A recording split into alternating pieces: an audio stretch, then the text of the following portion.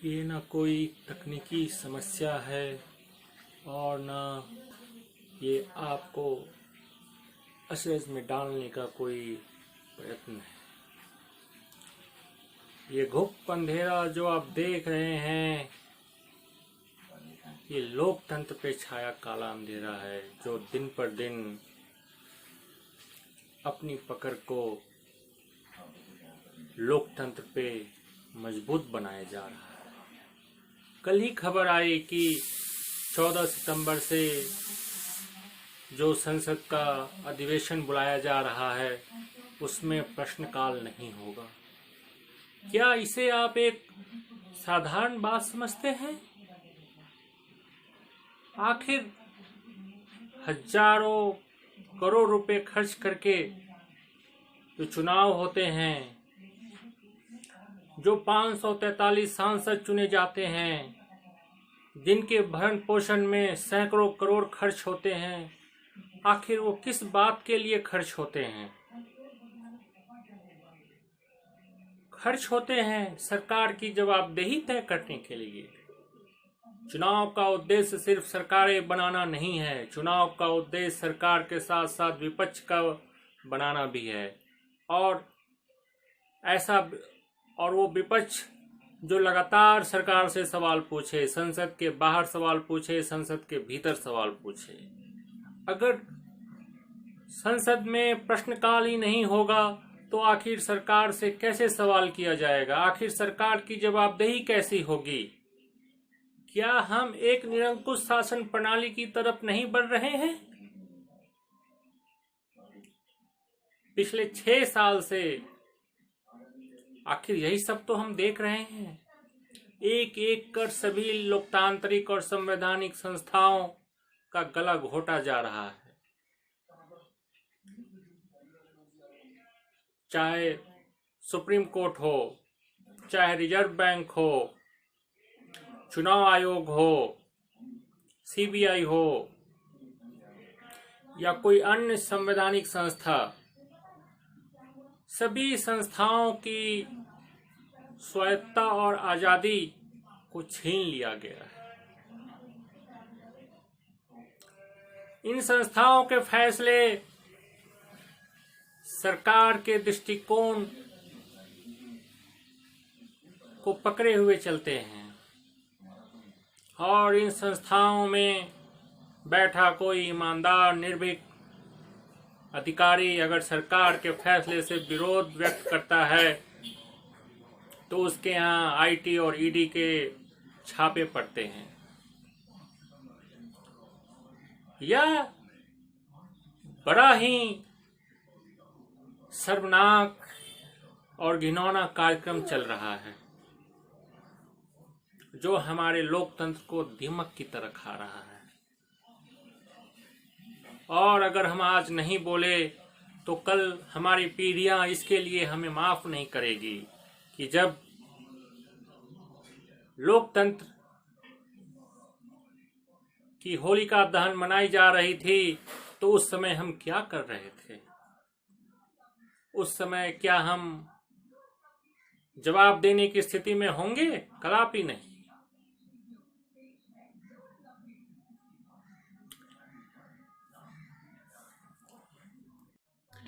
अंधेरे से परे हटके मैं आपके बीच उपस्थित हूं। दोस्तों, यह संकट की घड़ी है। हमारे देश पे, हमारे संविधान पे, हमारे लोकतंत्र पे, हमारे लोकतांत्रिक अधिकारों पे ये संकट की घड़ी है। वो देश, वो लोकतंत्र, वो संविधान जो हमने सैकड़ों वर्ष की आजादी की लड़ाई के बाद हासिल की थी, जिसके लिए हजारों लाखों लोगों ने अपने प्राणों का बलिदान दिया था। आज इसकी धज्जियां उड़ाई जा रही हैं। आप देखिए, प्रशांत भूषण अवमानना केस में सुप्रीम कोर्ट में किस तरह का वाकया हुआ। क्या मुख्य न्यायाधीश के व्यवहार पे सवाल उठाना सुप्रीम कोर्ट की अवमानना है? और क्या सुप्रीम कोर्ट पे ही सवाल उठाना क्या उसकी अवमानना है उसके कृत्यों के लिए? आखिर हम एक लोकतंत्र में रहते हैं और यहाँ कोई भी व्यवस्था, कोई भी व्यक्ति सवालों से परे नहीं हो सकता, चाहे वो प्रधानमंत्री हो, राष्ट्रपति हो, राज्यपाल हो, सुप्रीम कोर्ट हो या कोई भी संस्था या कोई किसी भी उच्च पद पर बैठा व्यक्ति। सभी इस देश की जनता के प्रति जवाबदेह हैं, क्योंकि देश जो है वो कोई सरकार नहीं है, देश कोई संवैधानिक संस्था नहीं है। देश जो है ये यहाँ के जो 125 करोड़ लोग हैं, निवासी हैं, वो देश हैं। और शासन करने वाले सभी मंत्री, प्रधानमंत्री, राष्ट्रपति, सभी संस्थाएं इस 125 करोड़ जनता के प्रति जवाबदेह हैं और उनसे सवाल पूछना हमारी जिम्मेवारी है। ये किसी तरह की अवमानना नहीं है। और हम सभी प्रशांत भूषण जी को कोटि कोटि धन्यवाद देते हैं कि वो मजबूती से लड़े, मजबूती से खड़े रहे और उन्होंने माफी मांगने से इनकार कर दिया, क्योंकि उन्होंने कोई गलती ही नहीं की थी। उन्होंने अपने लोकतांत्रिक अधिकारों का इस्तेमाल किया था और देश हित में मुख्य न्यायाधीश के ऊपर सवाल उठाए थे।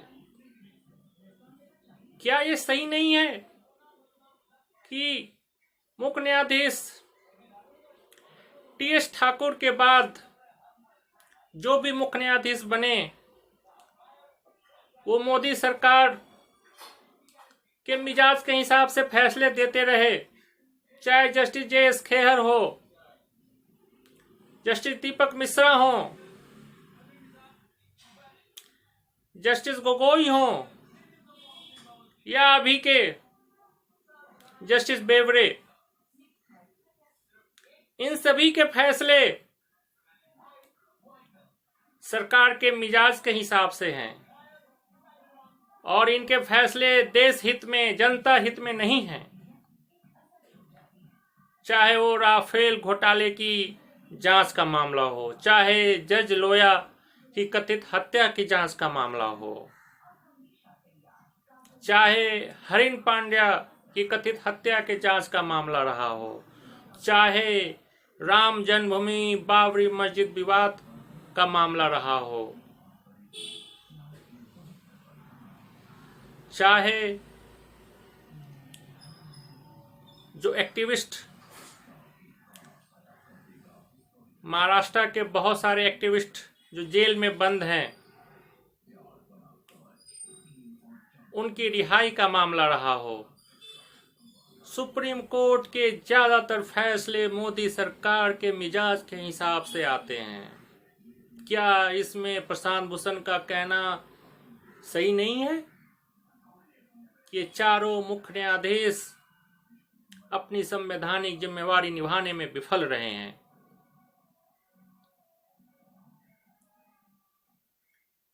इनसे परे हम सुशांत सिंह राजपूत केस पे आते हैं। सुशांत सिंह राजपूत केस में मीडिया ने जो नंगा नाच किया है, मीडिया ने जिस तरह की छिछालेदार की है, मीडिया ने जिस तरह से एक मृत व्यक्ति के शव को नोचा है,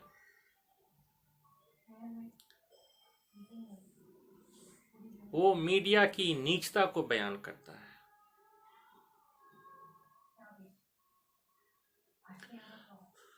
सुशांत सिंह ने किन परिस्थितियों में आत्महत्या की? सुशांत सिंह ने जो पैसे कमाए उन पैसों का क्या हुआ? सुशांत सिंह के इलाज को लेके उसके परिवार को जानकारी थी या नहीं थी। इन बातों का पिछले 1 महीने से जो पोस्टमार्टम किया जा रहा है, ऐसा लग रहा है कि हमारे देश में और कोई समस्या रह ही नहीं गई। क्या सुशांत सिंह एक बच्चे थे जो उन्हें किसी ने बहला फुसला के उनके रुपए ठग लिए? बेहद ही मेधावी छात्र थे, सुलझे हुए इंसान थे।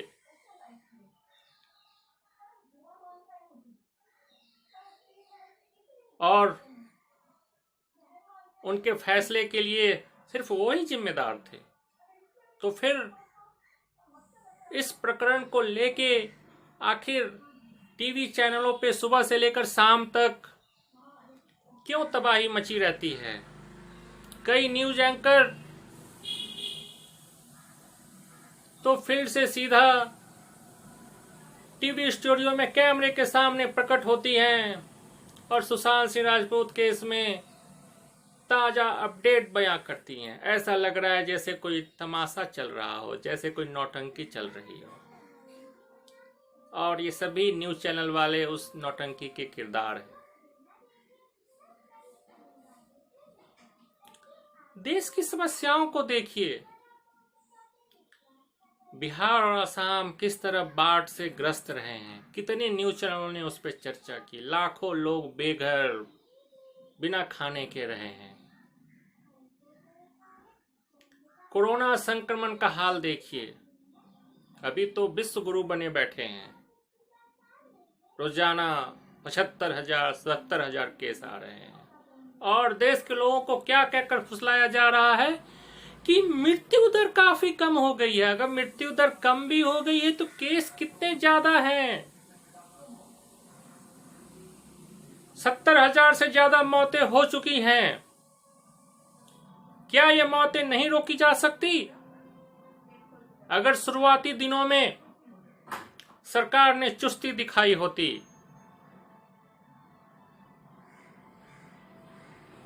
और जो करोड़ों बेरोजगार लोग सड़कों पर मारे मारे फिर रहे हैं, उनका जिम्मेदार कौन है? और जीडीपी के आंकड़े देखिए, माइनस में 24%। इसमें भी हम विश्व गुरु हैं। विश्व के सभी देशों में आर्थिक तबाही है, लेकिन इतना बुरा हाल किसी देश का नहीं है। और देश के मुख्य आर्थिक सलाहकार यह भरोसा भी नहीं दे रहे हैं कि जो अगली तिमाही उसमें अर्थव्यवस्था अच्छी होगी या नहीं, इसका उनको पता नहीं है। आखिर किस बात के मुख्य आर्थिक सलाहकार हैं, किस बात के लिए वित्त मंत्रालय है, किस बात के लिए वाणिज्य मंत्रालय, किस बात के लिए सरकार है कि जो यह नहीं बता सकती कि आगे देश के आर्थिक हालात अच्छे होंगे या नहीं होंगे? इसको लेके वित्त मंत्री निर्मला ताई जी का कोई बयान नहीं आया। उनको लेके इस तरह के बयान आ रहे हैं कि वो प्याज तो नहीं खाती, लेकिन देश की अर्थव्यवस्था को खा चुकी हैं। और उनको क्यों दोष दिया जाए? उनको वित्त मंत्री बनाने वाले प्रधानमंत्री नरेंद्र मोदी से सवाल किया जाए कि आखिर निर्मला सीतारमण में उन्होंने क्या योग्यता देखी जो उन्हें देश का वित्त मंत्री बनाया? और देश की आर्थिक तबाही के लिए वित्त मंत्री से ज्यादा देश के प्रधानमंत्री जिम्मेवार हैं और देश उनसे इस्तीफा मांगता है। प्रधानमंत्री जी,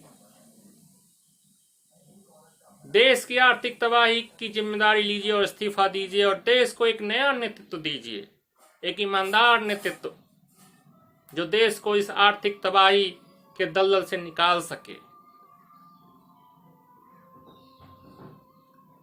और देश का निर्माण हो सके, ताकि भारत विश्व के अग्रणी देशों में सर ऊंचा करके खड़ा हो सके।